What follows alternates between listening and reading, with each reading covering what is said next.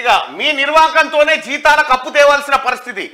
7.11 లక్షల కోట్ల అప్పుల్లో ముంచారు భట్టి రాష్ట్రాన్ని బీఆర్ఎస్ సర్వనాశనం చేసింది 6 గ్యారంటీల అమలుకు కట్టుబడి ఉన్నాం 10 ఏళ్లలో ఒక్క గ్రూప్ 1 పోస్టు భర్తీ చేయలే వాస్తవిక బడ్జెట్ ప్రవేశపెట్టామన్న ఆర్థిక మంత్రి అంటూ ఇక్కడ చూడండి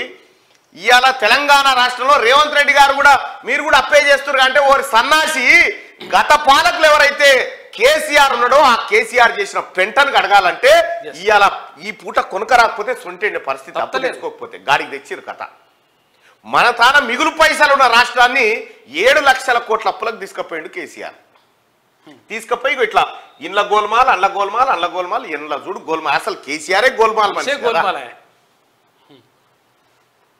రాష్ట్రంలో పెండింగ్ బిల్స్ అన్ని కలుపుకొని 7,11,911 కోట్ల అప్పు ఉందని డిప్యూటీ సీఎం భట్టి విక్రమార్క తెలిపారు కొత్త సర్కార్ వచ్చాక అప్పు చేయకపోతే జీతాలు ఇవ్వలేని దుస్థితికి గత ప్రభుత్వం తీసుకొచ్చిందని అన్నారు గురువారం అసెంబ్లీలో బడ్జెట్ పై సభ్యులు అడిగిన ప్రశ్నలకు ఆయన సమాధానం ఇచ్చారంటూ